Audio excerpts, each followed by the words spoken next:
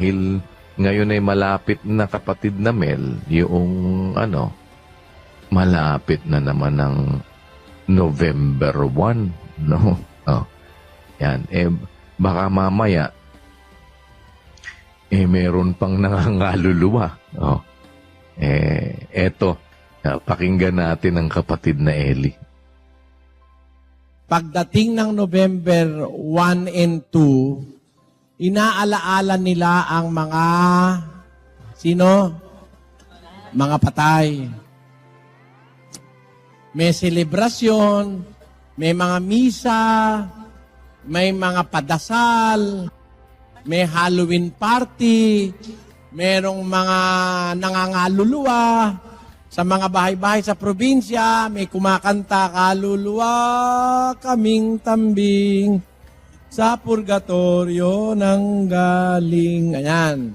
Yan, mga ganyan, something like those. Ngayon, kung wala tayong sapat na kaalaman tungkol sa mga bagay na ito, maaari, lalo na yung mga bagong kapatid, maimpluwensyahan nung mga pinagdiriwang na kung ano-ano, bibili ng kandila, tapos pipinturahan yung mga nicho, tapos bibili ng mga flowers, mga bouquet of flowers, tapos lalagay sa nicho, tapos magpapadasal, o tapos magpapabindisyon sa pare ng mga nicho para yung nasa loob ng nicho maging dapat sa Diyos maligtas, etc., etc., etc., etc.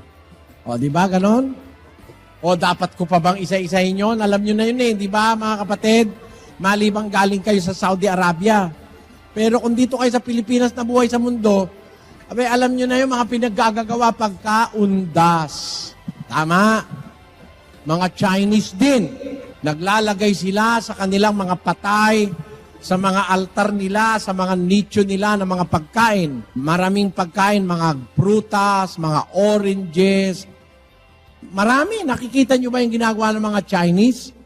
Naglalagay sila ng mga pagkain sa kanilang mga mahal daw sa buhay. Ngayon, yan ay isang laganap na paniniwala, hindi lamang sa Katolisismo, kundi rin sa mga hindi Katoliko, kagaya ng mga Buddhist, mga taga-China, Sintuista. Meron pa nga tribo rito sa atin na napanood ko sa TV. May mga tribo sa bandang norte at saka sa bandang sur na nag-aalay din sila ng mga pagkain sa kanilang mga patay. Hindi naman sila Katoliko. It's a tribal ritual. They are not Catholics, but they really are trying to establish link between themselves and their dead loved ones. Yan. Alam nyo, hindi kataka-taka, diyan sa mga patay, maraming maling paniniwalang lumilitaw dyan Ang dami na yung mga patay, hindi na mabubuhay. Sabi nung iba, no? Ang katunayan yung mga Saduseo hindi naniniwalang mayroong pagkabuhay na mag-uli Pakinggan nyo sa 22:23. Nang araw na yaon ay nagsilapit sa kanya ang mga Saduseo na nangagsasabing walang pagkabuhay na maguli. Kita nyo? Yung grupo ng Saduseo, hindi naniniwala may pagkabuhay na maguli. Mga kamag-anak ito ng mga taga-Korinto na sinasabi wala raw pagkabuhay na maguli. Ayan, dapat nyo makita yan, mga kapatid. Kaya nung panahon ni Kristo, nandito pa, mga apostol, marami ng maling paniniwala ang tao tungkol sa patay.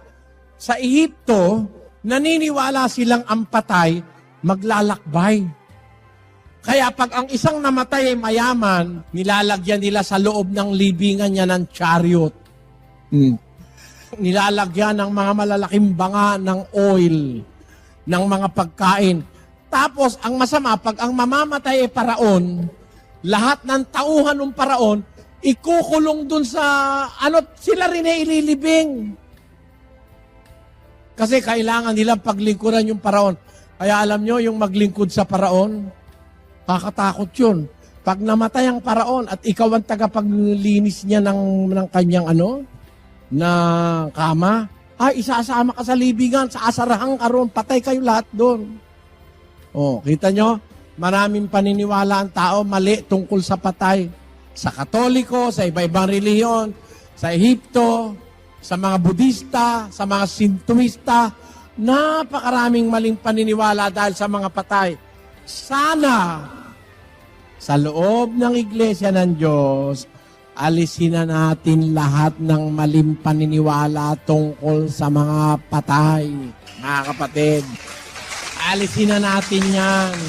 O ngayon, ano pa ang isang paniniwalang mali tungkol sa mga patay? Basa. Na mga taong tungkol sa katotohanan ay nangasinsay, na sinasabing ang pagkabuhay na mag-uli ay nakaraan na, at ginugulo ang pananampalataya ng iba. Meron naman, mga nagyayabang-yabang sa mga kapatid, nire-report ni Pablo kay Timoteo, meron diyang mga nasinsay sa pananampalataya, nagsasabing ang pagkabuhay na mag-uli ng mga patay nakaraan na. Hindi ngayon lang nangyari yan, nung panahon ng una. Kaya alam nyo, dapat maituwid ang ating tanong. Ano ang karaniwang kaalaman ng mga buhay ukol sa mga patay?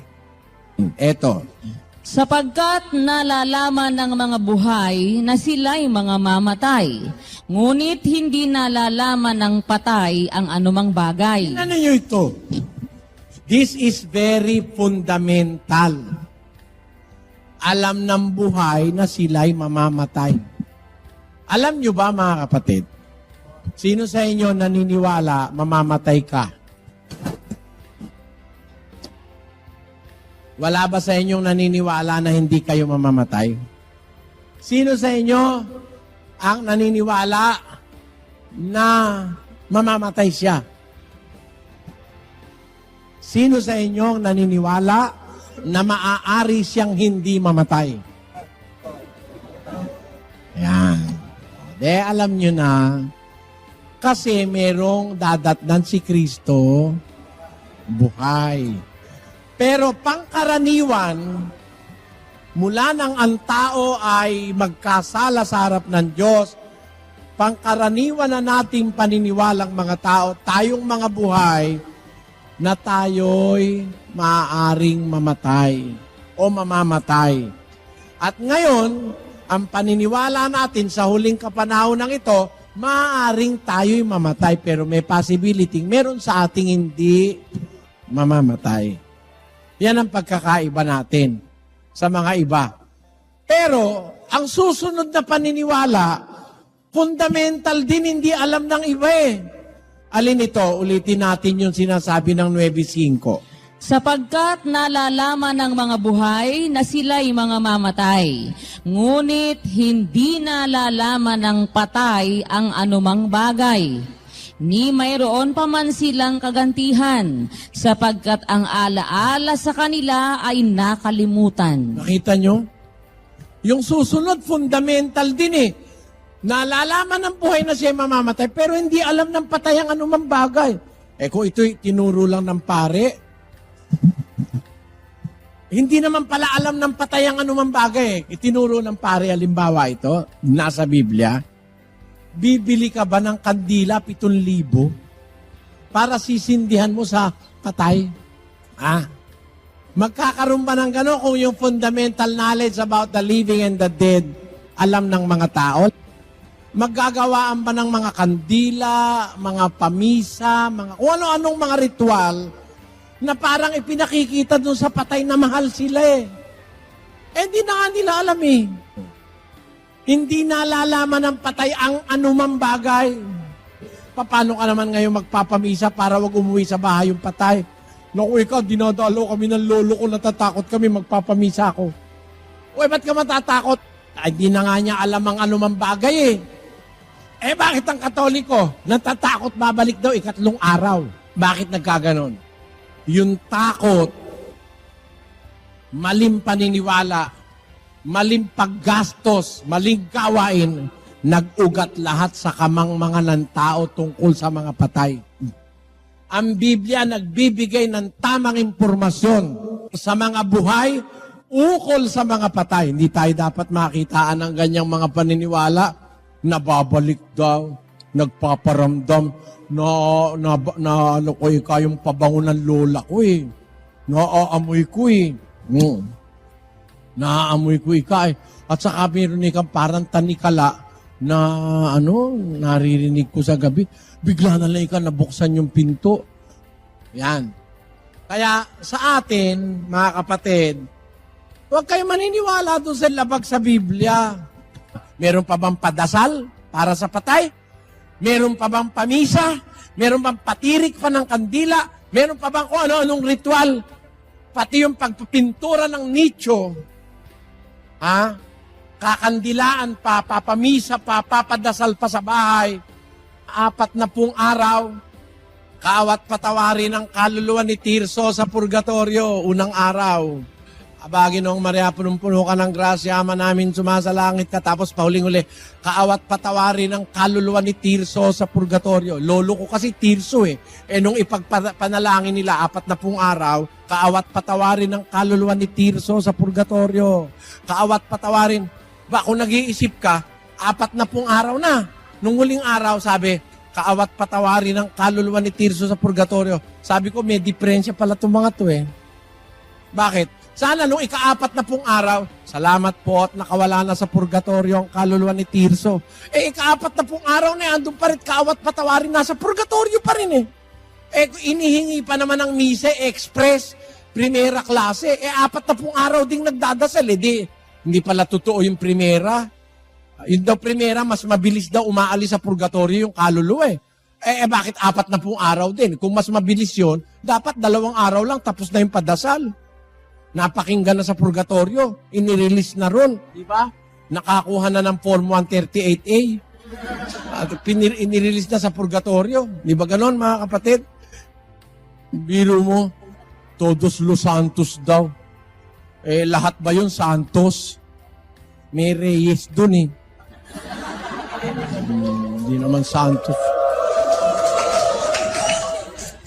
Lahat ba yun banal? Yung iba naman, All Souls Day. Araw ng mga kaluluwa. Bakit yung nasa libingan ang pinupuntahan nyo? Kung talagang araw ng kaluluwa yan, ano ba yung kaluluwa? Basa, 2:7. At nilalang ng Panginoong Diyos ang tao sa alabok ng lupa at hiningahan ang kanyang mga butas ng ilong ng hininga ng buhay. Yung buhay na ano nangyari? At ang tao ay naging kaluluwang buhay. Ano ba ang kaluluwa? Hindi ba yung buhay?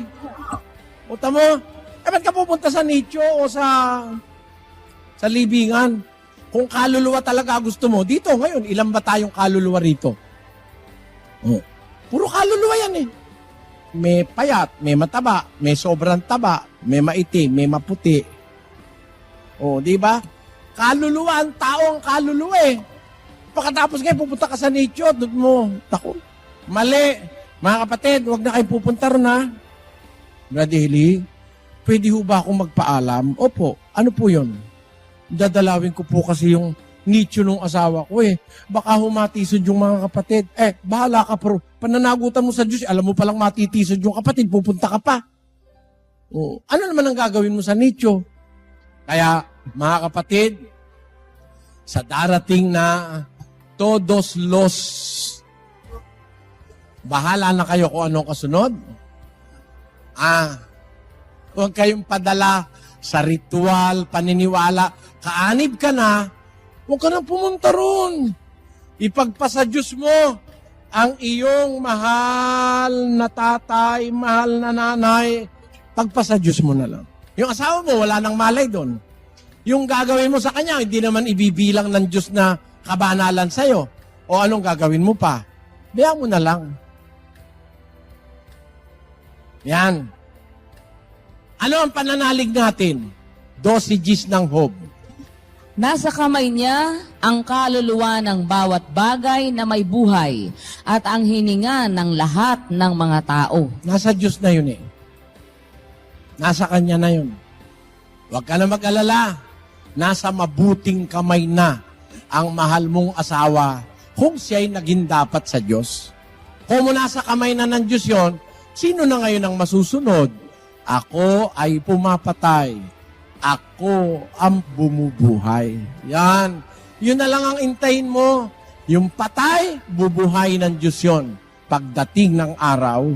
At ang katunayang ang Diyos ang may kapangyarihan dyan, siya rin ang bubuhay ng patay.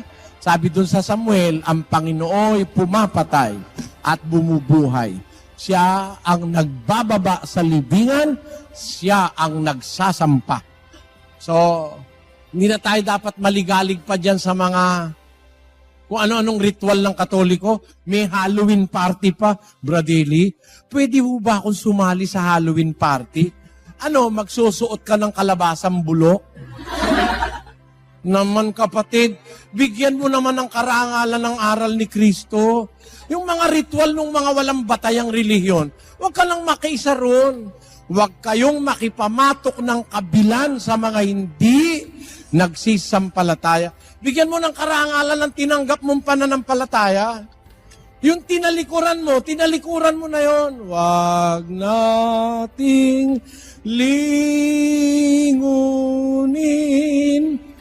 ang pinagdaanan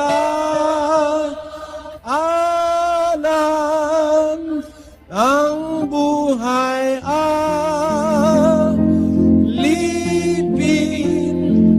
nitong sanlibutan.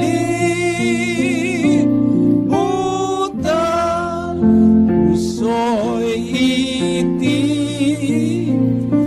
itig mo sa kait.